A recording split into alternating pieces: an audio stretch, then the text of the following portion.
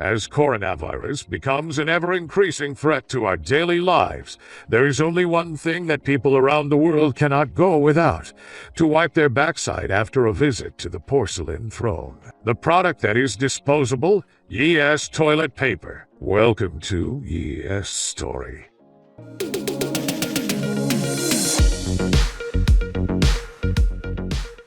What did people use before? As written in the ancient history, people have gone to the washroom in any event, when washroom meant over there, behind a rock. Toilet paper has not been around, so we've needed to clean ourselves after doing our business with something, whatever was handy. In many societies, wiping was done with things that were commonly available and disposable, like rock, leaves, grass, corn cobs, and moss, but comfort was clearly not always a priority if the use of wood shavings was to go by. Washing themselves in water, or snow in colder climes and sand in hotter ones, turned into a generally hygienic practice around the world too. In the Middle East and some countries like India, people use their left hand as the right tool for cleaning themselves until it is cleaned completely, either dry or with water. The ancient Greeks used mud, clay, or pottery. There's evidence that they sometimes used oster, which was pieces of pottery that had a name inscribed on them. It was part of a voting process on whether a person was so bad that they should be kicked out of Essex. They were wiping their bottom with their enemy's name and reusing ostrich. This shows us something about the ancient Greek sense of humor. The Romans, in their communal toilets, shared a sponge on a stick rinsed out in a bucket of salt water, which was called a xylospongium. And pre-colonial Americans, we should simply say that they used corn cobs not only for eating, also for cleaning their backsides. In some societies, cloths or materials like wool, lace, and hemp became the wiping choice for the wealthy. But, seriously, people from other classes used anything. Not even mentioned yet are stones, seashells, fruit skins, and animal fur. Based on France stories from 16th century, people used the neck of a goose to clean up, which was the best way, if they hold her head between their legs.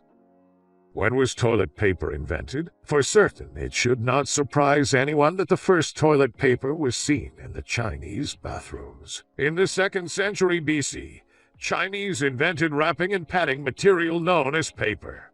There are many evidences that affirm that Chinese used the material like toilet paper. For an example, an official named Yan Jinui wrote that he dare not use any paper on which has been written quotations from the 5 classics or the names of sages as cleaning material or toilet purposes. In the 6th century, toilet paper was broadly used in China, although that might have been largely reserved to the wealthy, and much of it used by the emperor's court. In 1391, the emperor of China issued a decree calling for paper measuring 2 feet by 3 feet for his bathroom needs. Why such a large toilet paper? If you have any idea why he did need such a large sheet, comment below and share. Best not to think now on why he needed such large papers. Each sheet of toilet paper was even perfumed. Later in the next century, toilet paper became widely available for everyone from any classes in China. However, mass manufacturing of modern and soft toilet paper began in the late 19th century.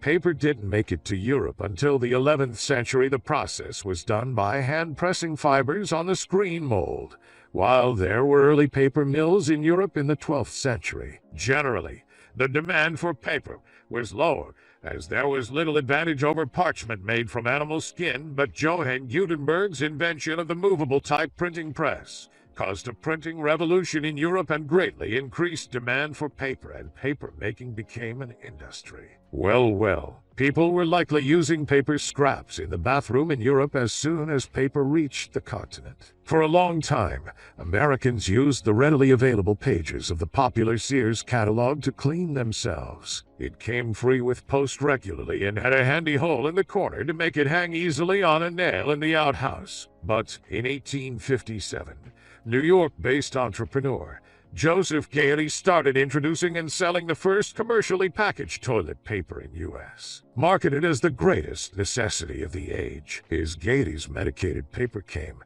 as a single paper infused with aloe and had been introduced as a medical treatment for hemorrhoids. He suggested that ink papers were toxic when used on sensitive parts. Joseph Gaiety printed his name on every paper, although why he wanted people to wipe their backsides with his name is best left known only to him. Sadly, this invention failed since the paper was not strong enough, and that said, the quality of the paper meant splinters were a typical issue, and also many could not afford to or see the value in paying for the toilet paper.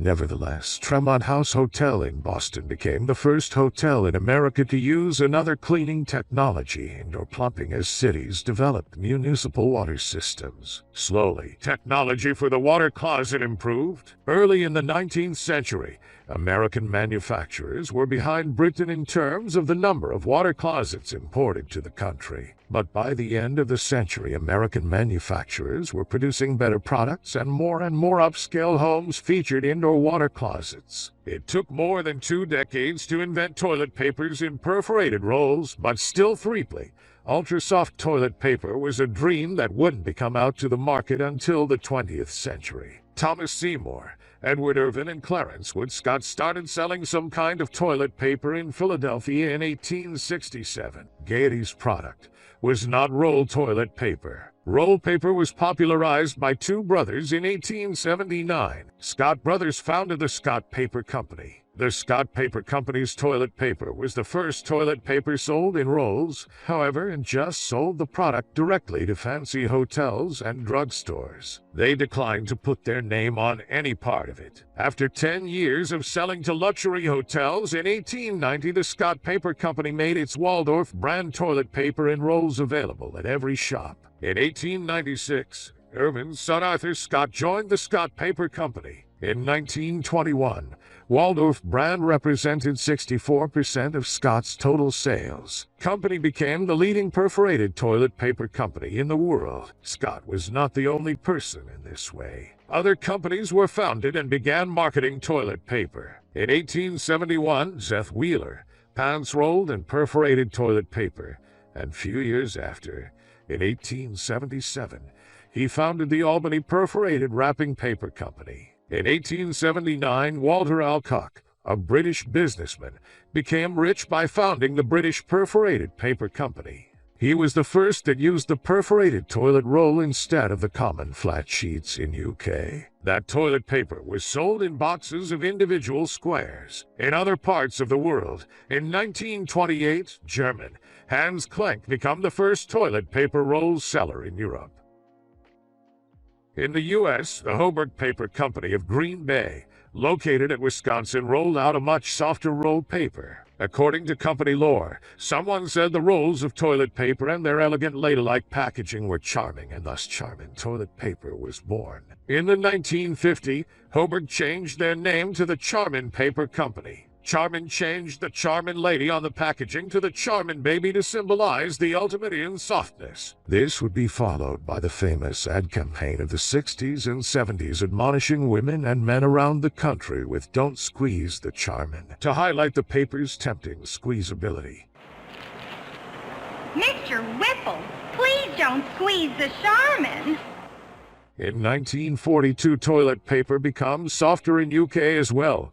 St. Andrew's Paper Mill in England began selling the first 2-ply toilet paper. Today, 2-ply toilet paper is the standard in many countries. The modern toilet paper has definitely made life much easier and more hygienic for all of us. Currently, in the U.S., toilet paper is mainly produced by 3 companies: Procter & Gamble, Georgia Pacific, and Kimberly-Clark. These companies sell 80% of toilet paper in the market. They have now more than 150,000 employees, and the reported revenue of 2019 was $13 billion.